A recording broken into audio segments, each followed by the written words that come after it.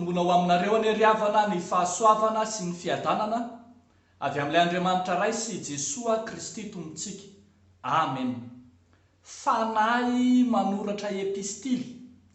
Fanahy manoratra epistily. Zany no asongadiny ity nofinainantsika ity ao amin'ny Korintiana 2:7 ny andininy voalohany hatramin'ny andininy 9.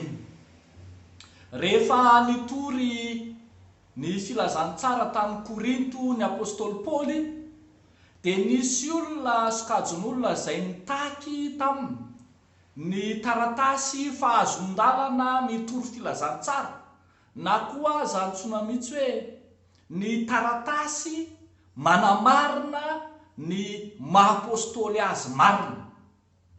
Zany hoe zany ny notakin'ireo sokajon'oloreo dia ny izay voalaza ny lalàna, ny fipetra araka ny lalàna, maneho ny fitoriana filazantsara sy ny maha-apôstôly. Valiteny miavaka no nomen'ny apôstôly Paoly fa raha ny fanamarinana dia manana tokoa izy, raha ny soratra dia manana tokoa izy, saingy miavaka tsy arak'izay nitakin'ireo izay sokajon'olona nitahaka izany, fa soratra na epistily, dikany hoe epistily mantsy dia midika hoe taratasy nosoratana na hoe soratra, ka manana soratra miavaka izy, soratra sy tahaka ny izay voalaza ny lalàna, fa soratra nosoratan'ny fanahy. Ny voalaza ny lalàna, ny soratra dia soratana amin'ny taratasy, soratana amin'ny alalan'ny ranomainty, na koa aza soratana tahaka ny didy folo izay hitantsika tamin'ny vato fisaka anankiroa.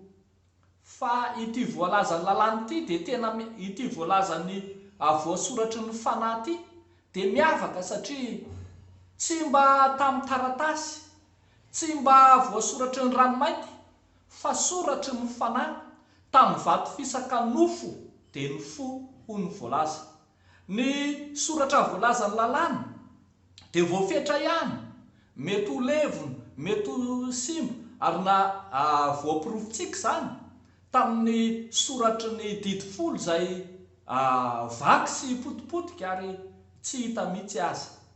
Fa ny soratra voalaza ny voasoratry ny fanahy kosa dia soratra ao anaty, soratra ao anatin'ny fo, soratra ao anatin'ireo kristianina izay nitoriana ny filazantsara tany Korinto. Ireo kristianina ireo no manamarina ny maha apôstôly any apôstôly Paoly. Ireo kristianina ireo no manamarina ny fiizinana ny maha izy azy ny kristianina tany Korinto fahizay. Ny soratry ny fanahy zany dia tsy izay hita maso sy hitantsika ety ivelany fotsiny ihany, fa indrindra izay ao anaty ka azo ny rehetra vakina, lasa fijoroana vavolombelona ataon'ny mpino eo anatrehan'ireo izay tsy mino.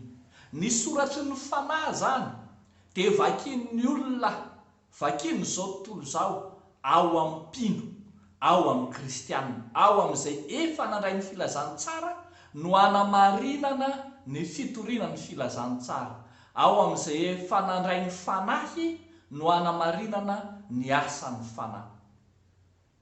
Arak'izany rehavako malala dia ambara fa mitodika amin'ny mpino rehetra ny soratry ny fanahy mba hanehoantsika amin'ny tenantsika, amin'ny ataontsika, amin'ny asantsika, amin'ny tenenitsika sy izay eritreretintsika mihitsy aza ny asan'ny fanahy ao anatintsika tsiraray avy.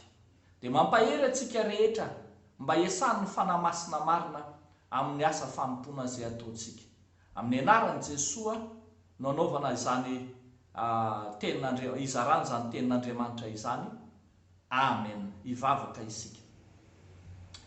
Jesosy malalo misotranao zay lay Andriamanitra be voninahitra, lay fanahy masina nirotsaka betsaka taty anatinay, lay fanahy masina zay maneho ny soratra hita maso aty anatinay, fanahy masina zay efa niteny tamin'ny apôstôly ary mbola miteny ao anatinay koa ankehitriny. Vonina ry izay Tompo ny haneho fijoroana vavolombelonao na amin'ny teny na amin'ny asa. Vonina izay mba ho mpanomponao marina tokoa ka tsy hatahotra na hiemotra na ihany koa sanatrian'izany ho levona mihitsy aza aty anatinay, fa aneho izahay fa miara-miasa aminao fanahy amin'ny fotoana rehetra izay tianao anatanterahana izany.